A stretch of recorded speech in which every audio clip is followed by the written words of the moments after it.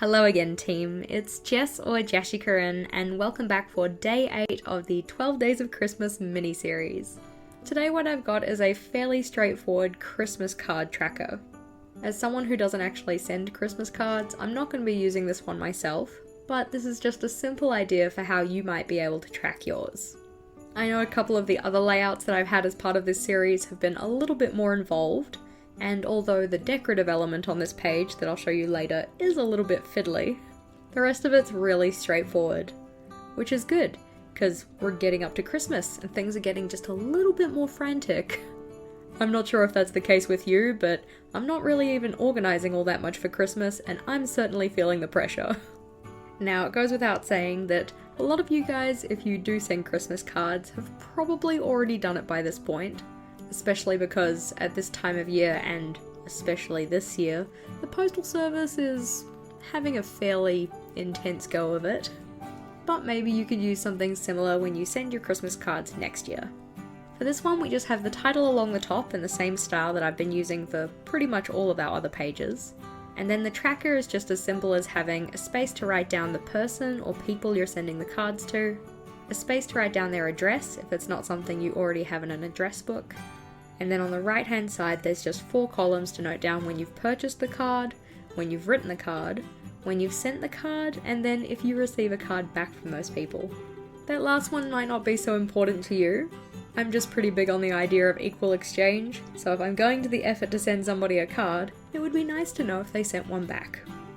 Another idea for this one that's a little bit more involved, but also a little more decorative, would be to draw out mini envelopes for all of the people you were sending cards to. Those you could colour in or something similar to say that you'd sent the card. Or what you can do is something similar to the decoration I have on this one, which is make a little envelope using origami. In terms of how to make the little envelope, because obviously I already pre-made the one that I'm using in my journal, you first have to start with a square piece of paper, and it can be origami paper or any kind of square paper. I'm just using a brown paper bag that I cut into a square. And as you can see, I've already actually gone and put all my folds in, just because this was my trial one. It ended up being a little bit too big to put in my journal. So we start with our square, and you want to turn it so it's this way, like a diamond. And the first fold you want to do is folding both of these edges into the middle. Okay. The next fold that I did was folding this bottom section up, so I could see where the bottom of my envelope was going to be. And you can see I did this a couple of times. So the first one I did was here, but that one ended up being a little too low. You actually want a fairly decent kind of triangular section here when you fold it up. So this is the one that I actually went with. So I folded it up about yay high. Just put a crease in, just for reference, and then folded it back down again. And now to make the bottom of the envelope, what we need to do is bring the tip of the bottom section of the paper up to that folded line that we made. And then after this we want to bring each of these edges up so that then this edge here is along the fold that you put in before. You can see it's along that edge, and then this edge along that fold as well. We fold that up. And you press down, make sure everything's nicely creased, and then what you want to do is actually unfold all of that, because ideally we want these sections to be underneath the middle part here. So we unfold all of that. This next part's really the trickiest part because you're working against some of the folds you put in, but we want to fold both of those sections back up so that we then have this middle section that we can press down over the top. And then we just fold all of that up to make the bottom of the envelope, and fold the top over to make the top.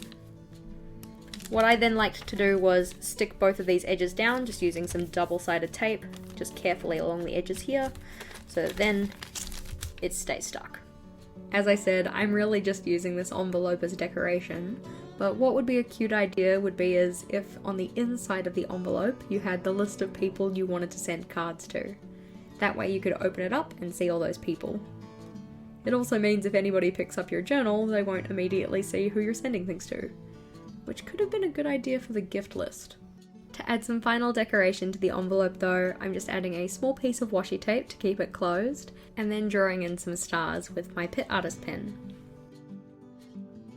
Alrighty team, so as you can see, just like I said before, we have a list for the people you're sending cards to, a space to write down their address, and then on the right we have that little checklist for having purchased, written and sent the card, and whether you get a card back.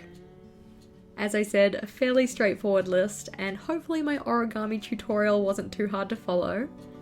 With that said though team, thank you for watching. If you liked today's video, please do make sure to give it a big thumbs up, and if you wanted to see more from me, feel free to go check out one of my other videos. Until next time, bye!